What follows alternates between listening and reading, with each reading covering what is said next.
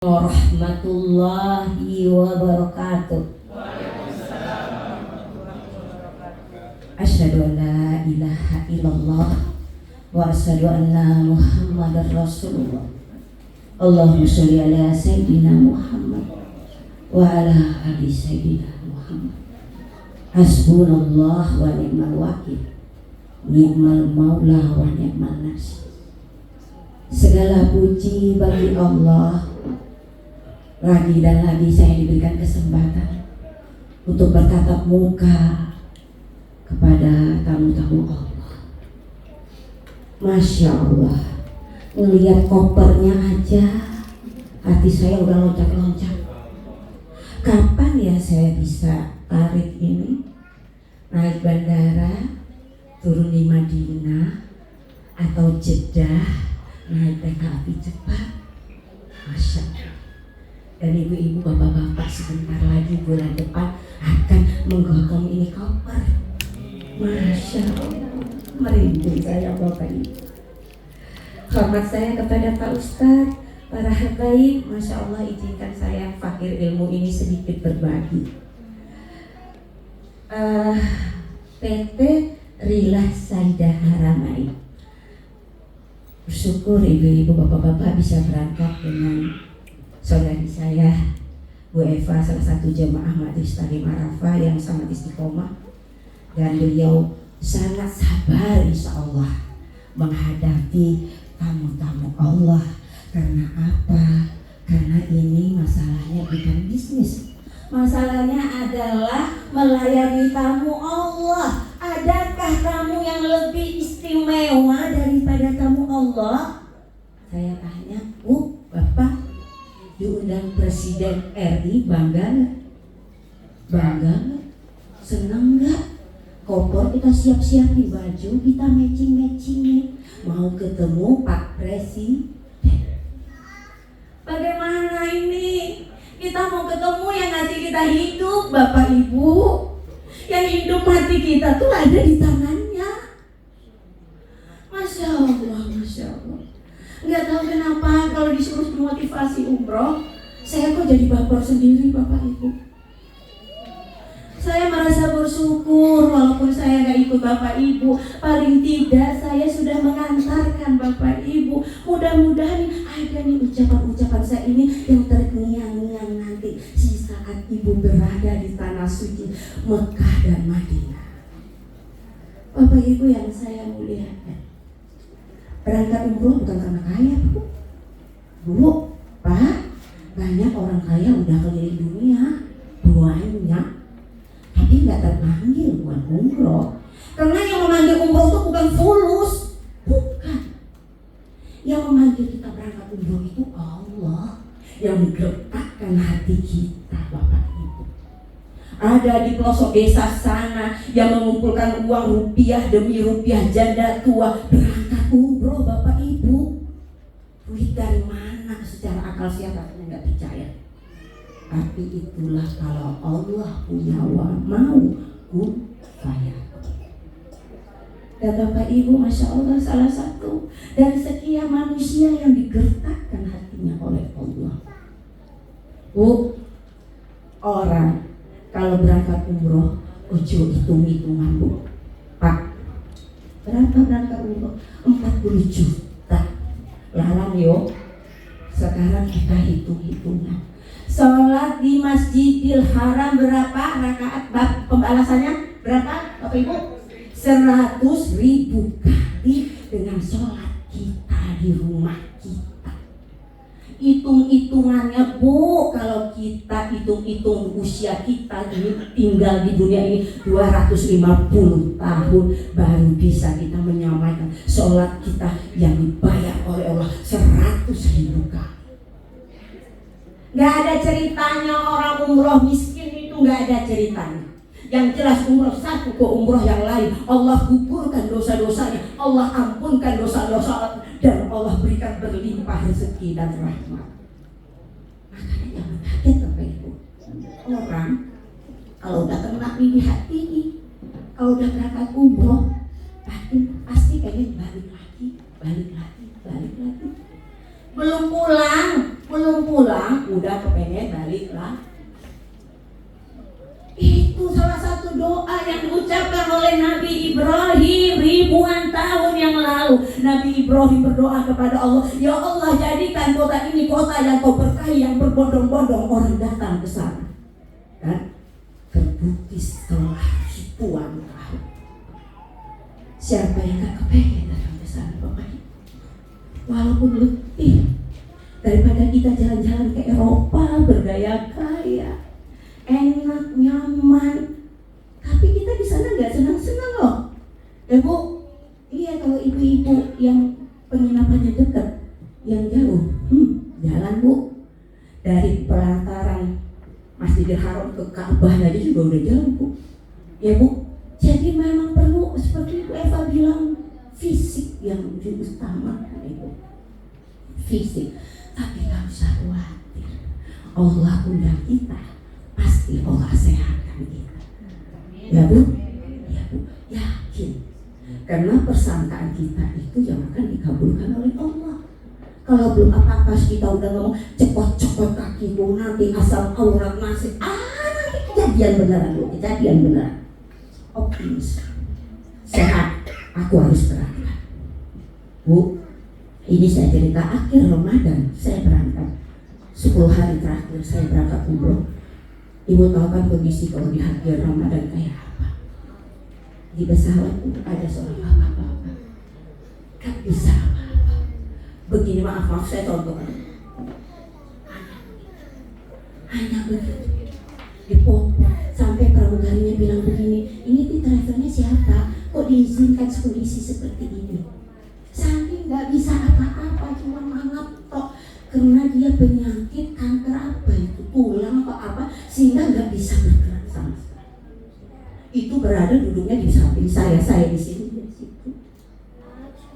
Masya Allah Bu, rasanya kita bilang, loh kok anaknya tega yo, kok tega dia berangkat sama istrinya itu sampai duduk di lantai itu untuk nungguin dia Bu. Sebentar pempesnya ganti karena dia nggak betah. Bu, tahu nggak ceritanya? Di Madinah dia jalan Bu, harus saya ngomongin kan nangis Bu, benar. Jalan yang tadi nggak bisa apa-apa, kita semuanya ngeliatnya. Sampai teman saya goda gini, si bapak pengen dilayani sama pramugari, ya saking dia disuapin pramugari karena dia nggak bisa apa-apa. Tapi di Madinah dia bisa jalan Bu, jalan, Masya Allah. Dan keajaiban seperti itu sangat-sangat banyak.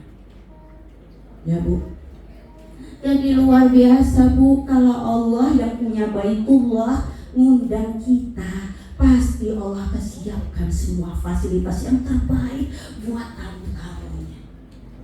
Gak usah Ibu khawatir, saya itu loh kolesterol, darah tinggi, saya merepot.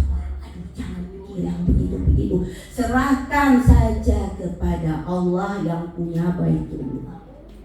Akan ada kebaikan-kebaikan, kenikmatan-kenikmatan yang kita tidak pernah mengerti. Ibu Bapak, Bu Bapak, ketika kita naik ke atas pesawat sambil nenten ini, ini koper udah dimasukin, yang ditenten ini ya, masuk pesawat.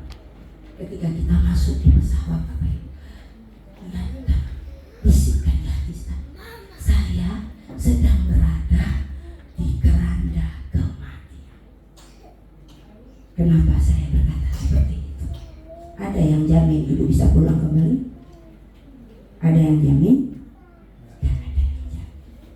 Bu, berapa tahun yang lalu saya umroh, sehat, usianya saya belum tua-tua amat dong, kok masuk usia saya ya, belum lansia gitu kan. Naik bis masih bayar, belum kreton karena belum 60 ya Bu ya. Berangkat bareng suaminya Bapak Ibu, sehat. Di Madinah gak masalah. Begitu kita sampai di Mekah, kita makan dulu biasa, makan malam. Kemudian satu lift sama saya, siap-siaplah rombongan ini menuju Masjidil Haram. Bapak Ibu, saya memang punya satu beda, jangan ditiru memang. Saya memang lebih suka umroh sendiri. Karena saya pengen, ini saya nih, saya sama Allah saya. mau saya sendiri aja, saya mau berdoa yang saya mau. Jadi saya tuh berpisah dari rombongan. Selalu begitu ibu, tapi jangan ditiru ya bu ya. Kalau ibu dan bapak belum terbiasa di sana. Saya terpisah dari rombongan, saya tawaf sendiri, lalu saya sendiri, saya terpisah dari rombongan. Saat yang keenam, saya lihat seragam rombongan saya waktu itu. Di depan saya pas putaran, ada yang letak. Askar datang, orang-orang Arab, heboh pakai bahasa Arab gitu. Saya lihat, lah ini kan jemaah satu sama saya. Tahu bapak ibu? Saya duduk, saya panggil ibu bangun ibu. Suaminya nggak tahu, karena suaminya sudah duluan jalan, namanya sakit kan begitu kan cepet-cepetan gitu kan, dikira bininya nyusul di belakang. Gak ada yang tahu, cuman ada saya saat itu. Untungnya saya ada di situ. Jadi si Arab itu yang kalau pakai bahasa isyarat dikit-dikit, bahasa Inggris dikit-dikit saya ngerti. Saya bilang ini jamaah kami. Gak sadar bu, dia apa-apain juga gak bisa. Akhirnya datanglah itu kereta golf itu loh, yang masuk ke ruang itu dan dinaikin tubuh teman saya itu, saya di sampingnya, dia kepalanya di sini saya. Kata orang Arab itu supirnya bilang, ngomong terus, ajak dia ngomong terus biar dia sadar. Bu, saya gini, bu, istighfar bu, astagfirullahaladzim, saya panik sendiri bapak ibu, saya panik karena apa? Lah bojone gak ada ya. Kalau ada apa-apa piye ceritanya ya. Terus ya gak bangun-bangun, minum kenceng. Feeling saya udah gak ada, itu saya yang benar. Lalu saya dibawa ke ruangan, ternyata di Masjidil Haram itu ada rumah sakit pakai lampu merah, kuning, hijau. Kalau merah itu udah parah ya bu, sama dengan itu traffic kita itu dimasukin yang merah. Saya disuruh tunggu depan. Untungnya susternya orang Indonesia. Ini suaminya bu, enggak, saya bilang suami teman saya. Mana istrinya? Gak tahu, mungkin lagi tawaf. Akhirnya saya suruh tunggu di situ bu. Bapak, gak 5 menit balik lagi. Innalillahi wa inna ilaihi raji'un. Kebayang gak bu? Kebayang gak perasaan suami? Saya tuh ngomong ke suaminya aja udah gemetar. Saya bingung, harus bagaimana ini orang meninggal, rombongan saya gak ada. Saya yakin Allah yang mengutus saya ada di situ pasti dengan maksud supaya saya ceritakan ke bapak ibu semua bahwa kematian ada di mana-mana dan tidak pernah kita prediksi bapak ibu. Makanya selalu saya setiap naik pesawat saya menganggap itu saya masuk keranda kematian. Karena belum tentu pesawat itu mendarat. Ya bu, bapak meninggal teman saya. Gak berapa lama suaminya datang. Bapak ibu. Suaminya kalah. Siapa yang bisa terima bini yang sehat-sehat dan baru dia beli cincin di Madinah, dia beli cincin emas ke Magelang, meninggal. Akhirnya bapak ibu, suaminya histeris, sudah gak kayak apa. Orang Arab itu ngomong, seharusnya kamu bersyukur istrimu meninggal di sini. Saya orang sini, dokter, belum tentu saya wafat dalam keadaan sakit. Itu diucapkan oleh dokter. Jangan menjerit-jerit. Kamu bersyukur kamu punya istri wafat di tempat yang suci. Nah, itu kejadian. Itu saya gak pernah lupa. Saya lihat sendiri bagaimana kaku wajah. Ya, itu luar biasa. Jadi bapak ibu, begitu kita berangkat umroh, tinggalkan semua urusan dunia, jabatan, anak, harta, tinggalkan semua. Karena kita labbaik Allahumma labbaik. Aku sambut panggilanmu ya Allah. Kita datang menyambut panggilan Allah. Tinggalkan semuanya. Tinggalkan. Jangan pikirin utang, piutang, bisnis segala. No. Sudah cukup kita dari sekian tahun itu kita berkutat dengan bisnis. Nih hanya 10 hari, 16 hari waktuku antara aku dan dia. Ya Bapak Ibu, antara aku dan dia. Jangan sia-siakan. Ini berapa hari ya Bu Eva? 12 hari. Hanya 12 hari. Saatnya Bapak Ibu ngadu sama Allah, bermanja-manja sama Allah, curhat sama Allah,